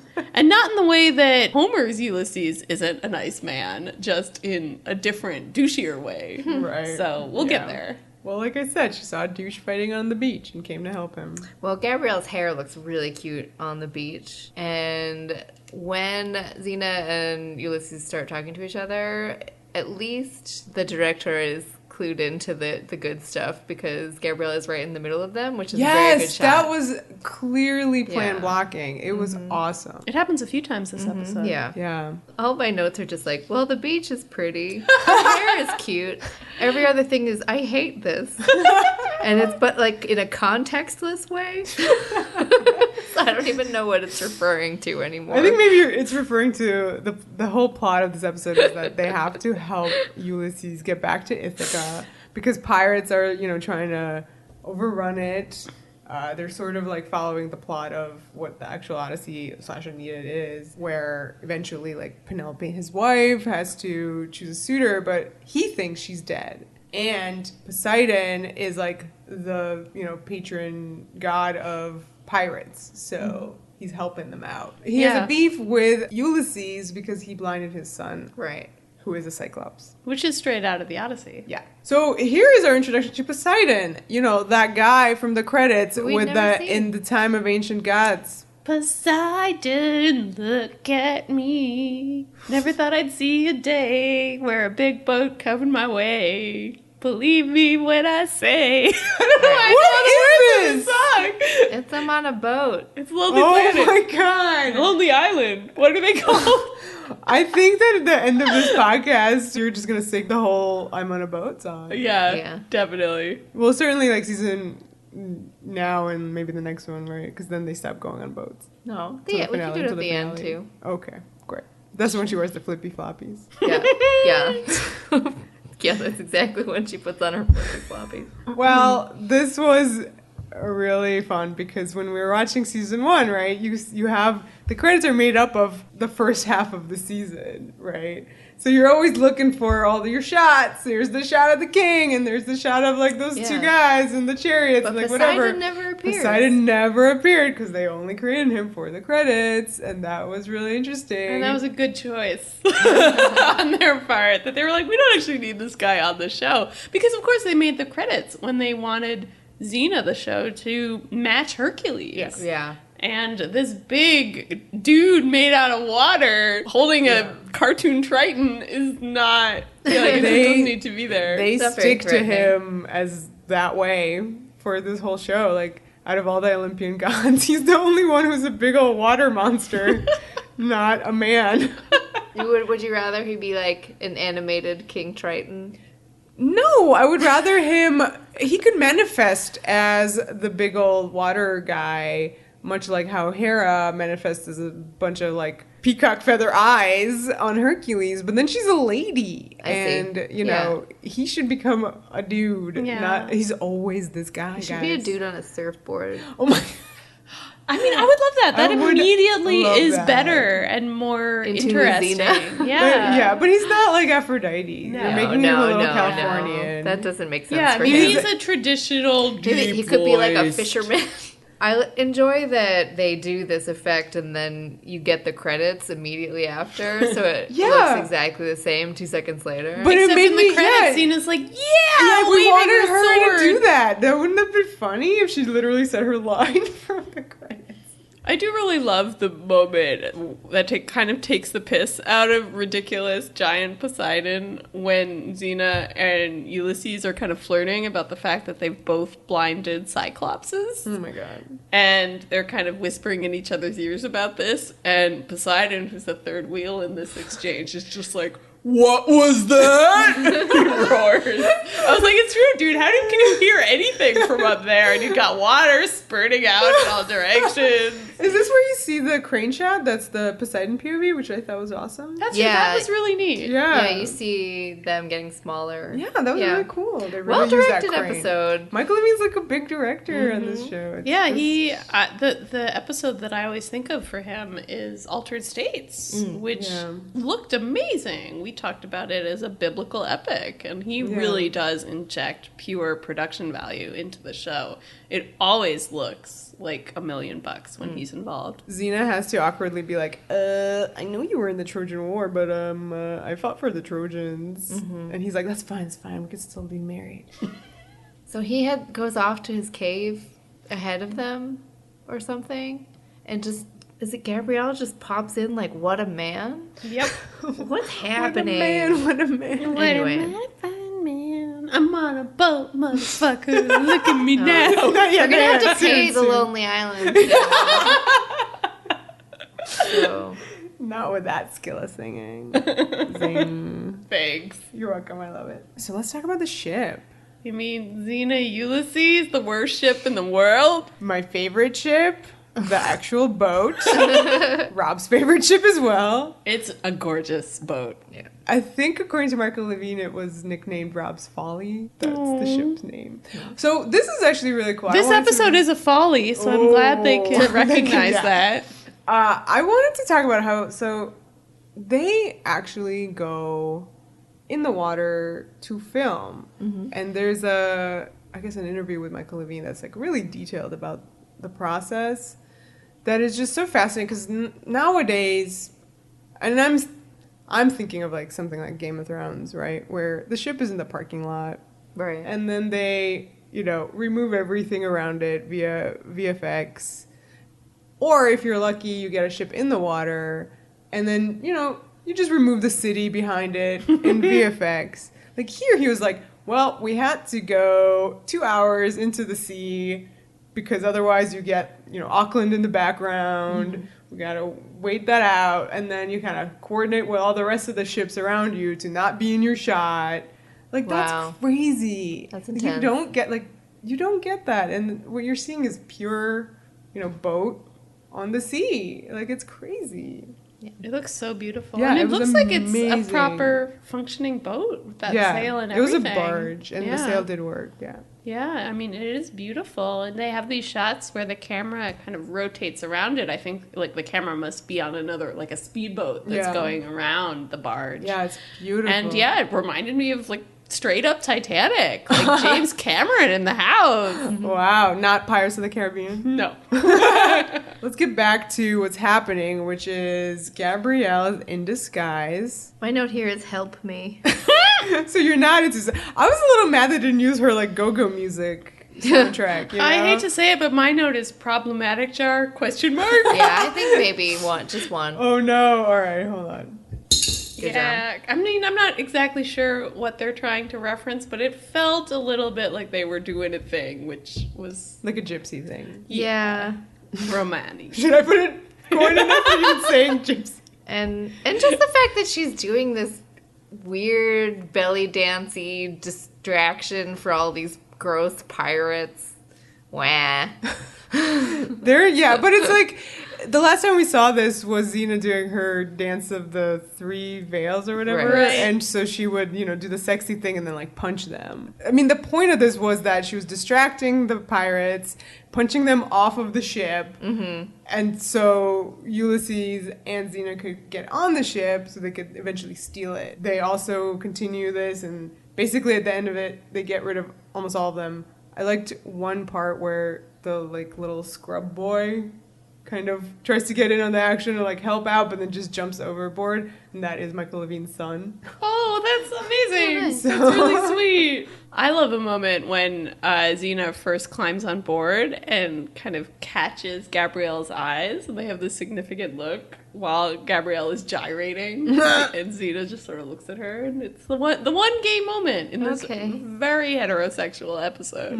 Well, there are more. A few more, but yeah. They do pay very good attention to Gabrielle's feelings in this whole situation, which I do appreciate. The one pirate who's left on board is gonna shoot Gabrielle with a crossbow, and Xena takes out her chakram. She's like, I got this, but that's only in her head, because Ulysses is like, oh, I gotta save her, and steps right in front of that arrow and gets arrowed. So I like when she's like, I could have gotten that. She literally says, you didn't have to do this. I hate this. I hate when people are like, I'm being noble, it's romantic. And you're like, no, you're just causing trouble. Now you have to spend like hours tending to his wound. The only it's reason that it tending. happened was to lead into the sexy wound tending. It's literally Yeah. that reason. So transparent. It's really... Usually yeah, I'm a it's sucker for this. My fave part of that fight scene is when Gabs literally mops the floor with some dudes. That's right. It's pretty good. Well done. Good for the pun. They both stare at Xena when Ulysses is like, what a woman. Oh, no. Yes. I mean, yes what to a that. woman, but what like, a woman, what a mighty fine. I'm on a boat, motherfucker. Oh my God. Liv's remix. Oh, this is what Ulysses does to us, guys. Like Gabrielle on the boat watching this episode, just like Wanting to barf. barfing Yeah. over the rails. We have multiple uses of I have many skills from Xena. I She can know, sail. they're wasting this amazing catchphrase on this episode. I Yeah. don't think we've ever had it twice in an episode. Mm-hmm. And it's all for Ulysses to be like, I am more in love with you than ever before. No, I also don't think we've had it in the flirty way. Now Yeah. I have many skills for flirting purposes. I don't approve. While Xena's tending to his wound, all sexy like, he explains that he has a cool secret weapon of his own back on Ithaca, which is his bow that only he can string. He doesn't string my bow, let me tell you. Apparently he doesn't string his own bow either, but whatever. We'll get there. And they all end up on this boat, like the 3 of them, because Xena won't ever leave Gabrielle behind, which is great. Mm-hmm. But now they're off to the dangerous sea, where Poseidon can get them. Oh no. And sweet baby Gabrielle is just getting really sick now. Yeah, and this is so sweet, because she's like, oh, it'll pass. And it's like, oh no, Gabs. I do oh, love no. this as a detail for Gabrielle. Continuous. Yeah, and it kind of fits with her being a country girl. Yeah. Not a woman of the world. She's never really been on a boat. Yeah. This is, But it's a are nice you gonna launch into your counterpoint. song? I'm No, practicing please some don't. restraint. Please don't do. It's a nice counterpoint to the beginning where she's, being one with nature and the ocean sounds and things, and Xena gets to make fun of her for that. They hit up on all the things from the Odyssey. So they're like, oh, we're going to be going next to the island of the Sirens. Uh-oh, watch out. By all the things from the Odyssey, you mean just that Well, they talk one. about the bow and, like, his wife and the suitors They and have all that Ithaca stuff. and they have Sirens, and that's it. There's so That's many enough. cool things from the Odyssey you could have. Where's that whirlpool? Where's the monster? No The wedge. whirlpool happens at a different episode of Xena. That's Just true. FYI. You're right. You're totally right. They definitely take stuff from it, but just Yeah. scattered around away from the actual guy.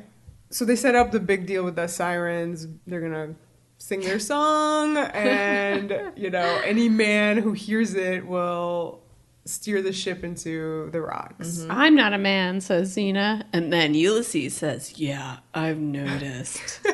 Gross. And then I said, next slide, next slide, Next slide. please, Is groan. the next slide Xena and Gabrielle on the side of the ship while she's puking? Yeah. Yeah. So it's a good next slide. Yeah, the boat looks so gorgeous here, and then I love that it kind of ends with Gabs just being like, ugh. There's some nice banter. Yeah. Gabrielle's mad at her for not taking her seriously enough and not being sympathetic enough. Yeah, she goes, Xena, I will remember that in my moment of misery, you chose levity rather than sympathy. And I say that's another addendum to the musical. So you mean Toilet paper by the and way- making fun of her puking. So we're saying that Gabs has way more to forgive Xena for than Xena does for Gabs. Yeah. I agree. But later it doesn't come up in this episode for some reason, but later she will help her with her seasickness. Yeah, well, it's just in a ways way- that she yeah. could hear. But she doesn't. She lets her suffer here, which is really weird. You're right. That is really upsetting when she has a way to fix Definitely this. knows It how just to did do not it. come up. I feel in like she just wants to keep her distracted. She does. Oh, Because she that's- knows she's doing a bad. That's so wrong. Yeah. Poseidon hits them with some weather. Gap's like, please seas. kill me. Yeah. Oh, I love was that line. so Please kill cute. me. There's a massive storm, so they're like flopping around, or Gabs is. And it also happens that they're about to get to that island of the Sirens, so they start tying him up, or Xena does. And he's like, okay, I'm game, but like, let me know what you're doing. And we're like, no, stop I am so this. done with this guy and his obsession with lines. Oh, he's I know. Xena. Yeah, I know Xena shares his love of lines, but this That's is like how they're perfect for each other. they're bringing out the worst in each other. Is what's happening. So she ties him up. Ugh. So okay, let's talk about the look of the Sirens. Oh, shall we? Well, first you see Poseidon's head in a little bowl. yeah. And with he the like comes sirens. up, his little head comes up, Shell, and he's like like, a shell bowl. yeah. He's like, you gotta take care of this extra. And they're like, cool, we got this. I mean, what do you think they look like? Little Mermaid rejects. They're like the sisters from the Little Mermaid they're sequels. They're the mermaids who aren't hot enough to be the stars. Uh-huh. And then they're also doing this like dancing choreography that reminded me of like backup singers. Yeah, Where oh, they're like, definitely doing backup singer raise dances. the arm, drop the arm, raise the arm, drop the arm. in unison, and it's actually perfect because they're singing. So they are. Xena's backup singers. They're 20 feet from stardom. Oh, sad. That's a great Now I feel documentary. bad about these Yeah. poor That's a great sirens. documentary. Just a random aside. People should watch that. It's very good. So I mean, they look silly. It just looks silly. They're very close to how the Furies look, technically. The But Furies just- have but more they're- S&M. The Furies wear red, and Yeah. these guys wear blue. The Furies are sexy, whereas I feel like the Sirens, They're very stiff and You awkward. understand that Yeah. they're supposed to be sexy because they're sirens, but they are very stiff and awkward. yeah, they're in Yeah. this like fake cave. Yeah. Just And just watch the scene and imagine them not actually making noises with their mouths, just like miming, singing. Which is what happened for And sure. it's Which really is precisely why it looks so Yeah. dumb. but we do get to hear Xena sing, That's right. which is always good. Because they start doing their thing, and Ulysses is immediately affected by it. He's like, "Free me, Gabrielle! Free me! Oh my God, I gotta get free!" And she's like, "No, maybe think about discus throwing." And he punches her, or he kicks her. Yeah, That he was kicks her sad. across the room. Yeah, it was upsetting. And he like takes a broken piece of pottery and like frees himself, and goes on to the deck. Yes. And actually, he like totally punches Xena. She had no idea this was coming. Yeah, It's right pretty in the cool. Yeah, and then they fight a little bit, and then he tries to steer the ship towards the rocks. She gets it back around, and then he's about to jump, and we're like, "Do it, guy! Yeah, Go really. for it! Go to those sirens!" Alas, no. Xena has to outdo the sirens, so there's a riff off. Yeah. What do you think of that? I think that on the 2 occasions this show has done riff-offs, maybe it's not a good idea. But at the same time, also, I love Xena singing. And I love hearing Lucy sing. I thought it was really fun that this was happening. It's kind not of the solution to the Sirens from the Odyssey, which I give them props for coming up with an alternate way of defeating them. And it's an absurd way of defeating them. I'm amused by it. I love that Lucy's version is much like bluesier. She's like kind of rocking with it. I just think that we already established that Xena only sings when she's moved, which I totally respect. And I think she was forced to do this here. And I, therefore, don't really like it. Mm. But I think you could tell that. Because she's trying to save, her great love, Ulysses. Yeah, they're definitely soulmates. And after this, he comes on hard to her. He's like, you gotta be my wife. Well, I mean, she beat the Sirens were exerting this female power over Ulysses, and he was bewitched. And then Xena beat them. So now she's exerting the female power over him. And he just, is powerless in the face of it. He's just like, I'll do whatever you tell me to do as long as you fix me dinner every night. Oh, my God. Yeah, this conversation's happening kind of below decks. And Gabrielle is in the hammock, passed out. And he's basically totally be my wife, move to Ithaca. We're totally going to settle down. But you have to live in Ithaca. And she's thinking about it. Yeah. What's going on? And they make out. Oh no, what's going on? And I hate that Ulysses woos her by being like, oh, my wife? I didn't really know her. We were so young. It's okay. Yeah. It's fine, baby. She doesn't mind. We're in an open relationship. It's dead. all good. Well, he thinks she's Yeah, dead. he thinks she's dead. But at the same time, he was like, I never loved her. Yeah, I mean, he goes out of his way to make this okay by trash-talking her a bit. Yeah. And this was when the episode really lost me, because I was like, this was supposed to be a great love, like him and Penelope. Yeah. He's going back to Ithaca for her. If you immediately question his investment in this life in Ithaca and his love for his wife, I'm just like, what are you then? You're just a dude in a deep-cut outfit. I don't care. Was this the episode's way of trying to undercut what they thought the audience would be really familiar with, thus making it okay guys, for they had Xena to and explain him to away be... Penelope. She is alive, and hence he has to be like, I never really loved her. I love you, Xena. You're more awesome. Anyway, it's a rough one to tackle. How do you make this Xena is a like I said, this is prominent as this a in the Odyssey. revisionist take, and having Xena replace Penelope Yeah. as Ulysses' great love. This is a lot to swallow because you're basically saying it's just like the Odyssey, but with all the things that make the Odyssey not present or important. Okay. It's just immediately they're shooting themselves in the foot here by doing this. Yeah, it's kind of like the opposite thing that they did with the Iliad, which is, their big Trojan War episode, which was so successful. Yeah. I think they just had a take for the Trojan War that was interesting and immediately felt novel and fresh, whereas here it's just confusing. Unpopular opinion, but the Iliad is so much better than the Odyssey, so there you go. That's not unpopular in Is this it? house. Okay. I'm There you go. an Iliad girl all the way. Although the Odyssey starring Armando Sante is hella good, y'all. Gabrielle overhears this whole thing and the makeout sesh. There's this really sad shot of her where you realize she's awake and listening to this whole exchange. In a little hammock. Yeah. And seasick still, probably. It's really upsetting. It's maybe the most emotional moment of this whole episode. I mean, if we're trying to legitimate talk moment. about every episode in this show is canon and we have to make it seem reasonable, then this is a very upsetting thing to be happening to Gabrielle right now. Fortunately for me, I ignore this episode. So whatever. But she's like, maybe I'm gonna have to go home or do something else now is what's happening here. I do love that she invokes in a little bit Xena's advice to her when she wanted to marry Perdiccas. And Xena, blessed that union and said, I'm happy if you're happy. Right. I like that Gabs gets to be that person Absolutely. here. She's like, you'll follow your heart. You are part of my heart. Yeah. What's going on? I don't understand why this is happening because of Ulysses. I don't understand it. Like we got Perdiccas. Like we don't get this. Like Xena goes so far here. She says that like Gabrielle taught her how to love, and it's because of Gabrielle that she's in this situation. And I'm just like, don't blame this on Gabrielle. Oh my god.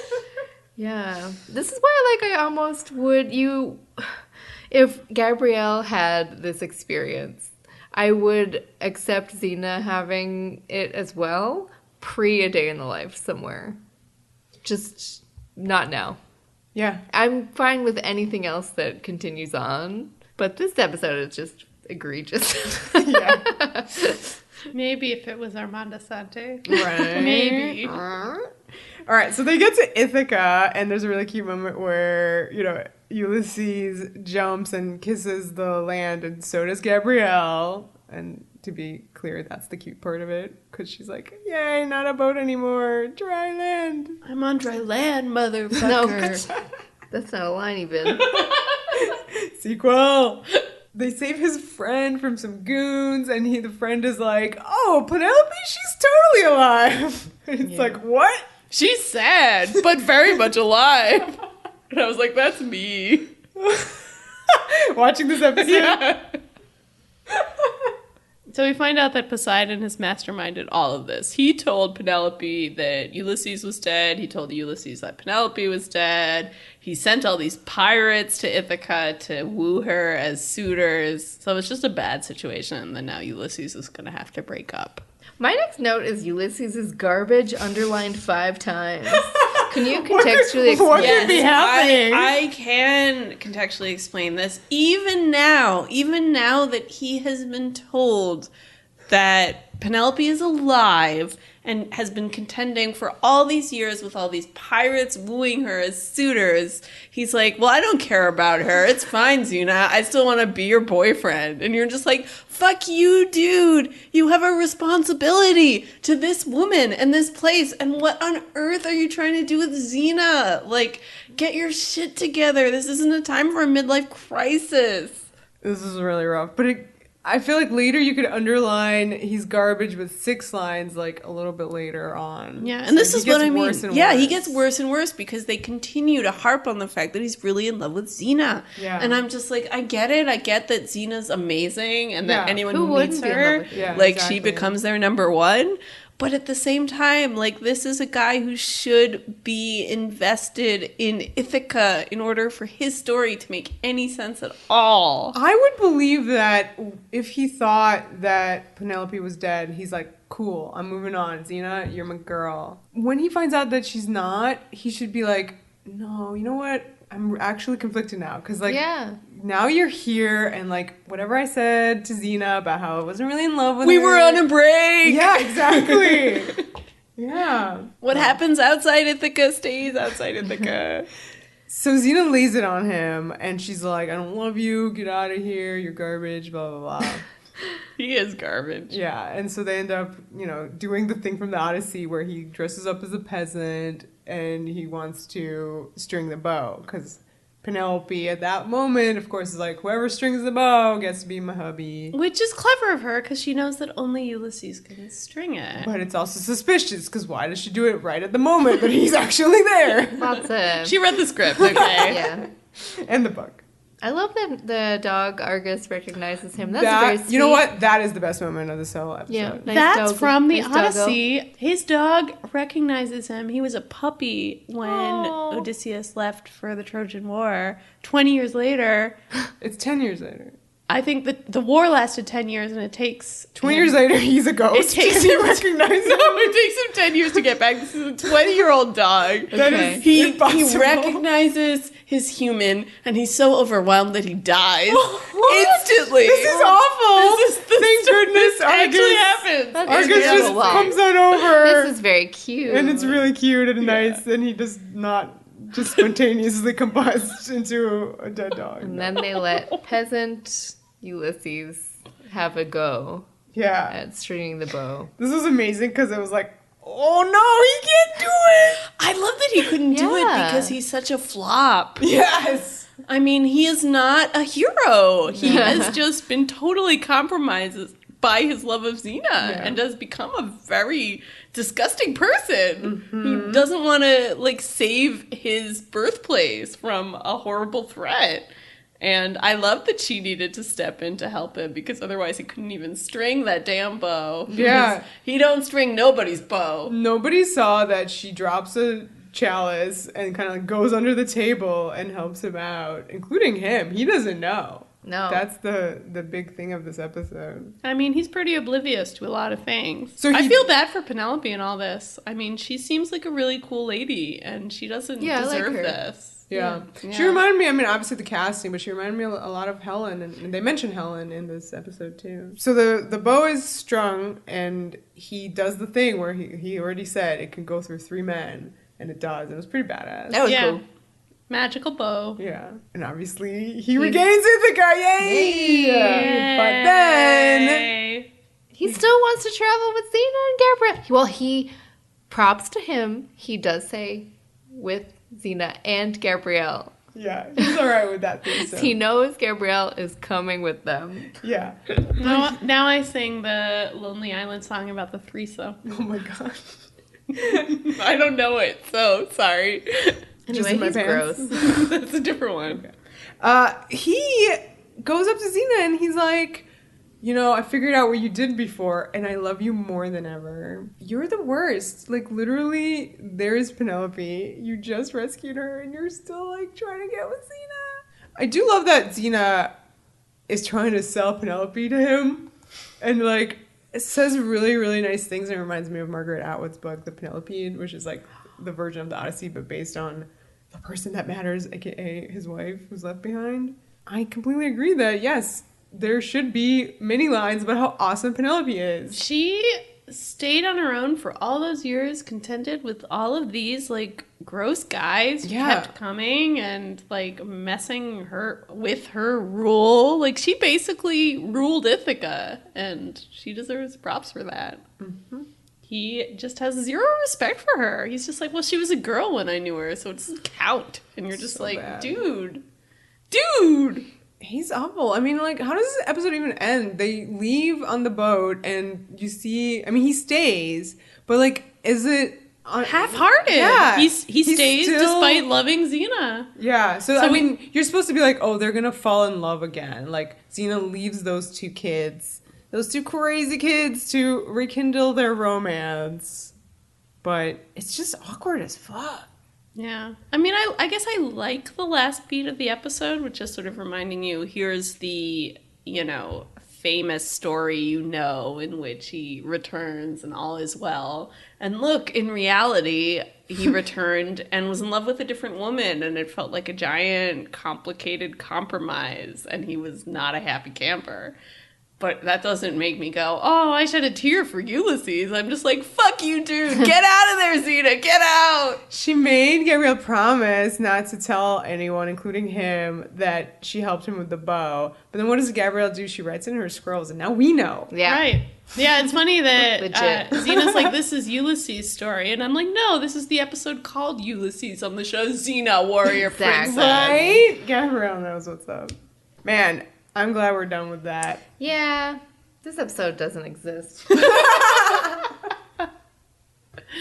you're right that the bits where you get to see Gabrielle quietly suffering are very moving. They're very good, and I like those parts of it for sure. It certainly happens once in a while. I mean, you already brought up Antony and Cleopatra. There's a funny moment there, but, you know, we shouldn't talk about it now. I mean, that's way in the future, and I feel like there's stuff in that episode that you're forgetting, and that I don't remember anything from that episode other than that Natalie Merchant song, which is what is happening when Gabrielle sees them together. Anyway, this episode is garbage. It's garbage. Underlined I have no 7 times now. Yeah. Kill it with fire. We love the boat. The boat is beautiful. Yeah. But it's just, it just does not work for sure at this point in the series. And while it has some fun stuff like look and, you know, Gabrielle bits, the guy was miscast. and they were just shoving him down our throats. Yeah, it kind of, to me, felt like they were trying to remind you of somebody's OTP Xena Hercules, you know? Who's OTP? I don't know, somebody involved in that production. I just, like, do not need to see that, you know, Xena with some kind of swaggering, traditional, heroic figure. Yeah, I'm and just like, that's so wrong for her. Absolutely, because I think that the stuff that the show is going to proceed to do, particularly with Ares and Caesar... And Boreas! And in the past with Boreas is so good. It all makes sense for Xena as a character. And this guy is just like, I don't get it. Goodbye, Ulysses. Bye, Ulysses. We all wish we had some sumac in our eyes. Anyway, it's done. Yay. Cool. We're almost done with Season two. We're getting crazy. to some real good shit. Wow. I'm really excited for next week. Oh, man. Yeah. I am going to flip out. Okay. I will Excellent. watch you do that, I guess. Aw. Cool. So Yay. you can follow us on all the stuffs. Yeah, thank you for listening. You can subscribe on iTunes, rate, leave a review if you are enjoying the podcast. We're on Twitter at Xena Warrior Pod, on Facebook and Twitter, Xena Warrior Podcast. Go find us. We'd love to hear from you, especially if you have an opinion about if Gabrielle said him or them. Or if you love Blind Ulysses so Faith. much, you want to tell us I think about we'll put up a poll on Twitter, though I imagine I know how it's going to work Yeah. out. Cool. All right. it. The power. The passion. The podcast.